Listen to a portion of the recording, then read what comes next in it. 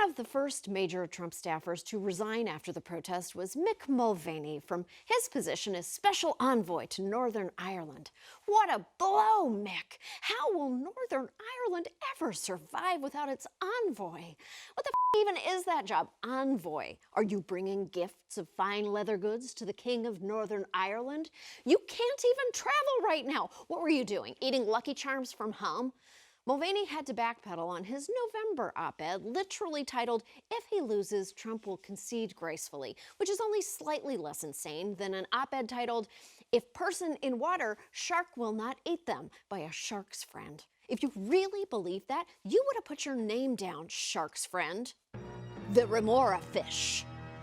Amongst the other high-level Trump administration officials trying to cover their asses are Secretary of Transportation Elaine Chao and Secretary of Feasting on Children Betsy DeVos, who finally took a stand against an immoral administration with less than 2 weeks to go on the job. It was an especially hard decision on the part of Betsy DeVos to resign from helping schools after such a long career of not helping schools. To be fair, not all the staffers who decided to resign this week were upset about Trump's well-hidden lack of integrity. Some just hated their jobs. I've learned that the First Lady's spokeswoman, Stephanie Grisham, has resigned today. This was, I'm told, in part due to the events of today, but I'm also told that there were long-running issues that Stephanie Grisham was experiencing inside the White House. Other issues? What office pet peeves come before an attempted coup? Did someone show up in a Nazi uniform and touch all the office muffins before taking one? What happened on January 6th was disgusting, both because of Republican congresspeople who egged it on and because many of the people who had the power to stop it chose not to.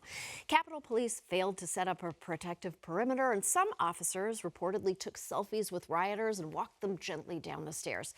The treatment of the violent insurrectionists stood in stark racist contrast to how law enforcement responded to peaceful Black Lives Matter protesters last summer. The reason they could easily and casually, with their cameras on, film themselves throwing things through the walls of our Capitol, our property, going inside the Capitol, sitting in Speaker Pelosi's office, casually take pictures of themselves, have that played on Fox News, they know that they are not in jeopardy. White Americans aren't afraid of the cops.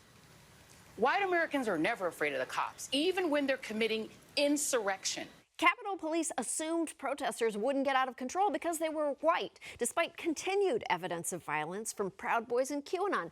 They were literally wearing T-shirts that said Civil War on them. What else did they need? The back of the T-shirt to read, "No, really, we're going to attack you," and also shit on the floor for some reason. The rioters really did that. Capitol Police were so unprepared for the mob that they put their own officers in danger. Tragically, 2 of them died after the attack. It's a terrible loss, and one that could have been avoided if our elected officials hadn't repeatedly lied to Americans and sown distrust in our elections. Last week's events were unprecedented, but the behavior of the ringleader who made them happen isn't.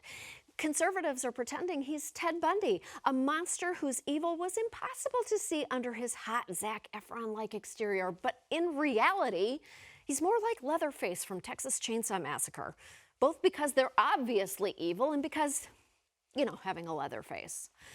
Whether they distance themselves now or not, the Republicans who encouraged that angry mob have blood on their hands, and it can't be washed away with a last-minute mea culpa. If we don't hold these assholes accountable now, then this is bound to happen again, which is why their new T-shirts say, "This is bound to happen again," and you don't want to see the back of that one. If you liked this video, hit subscribe and leave a pleasant comment below. Let's ride out the rest of this nightmare year together, okay? Okay? All right.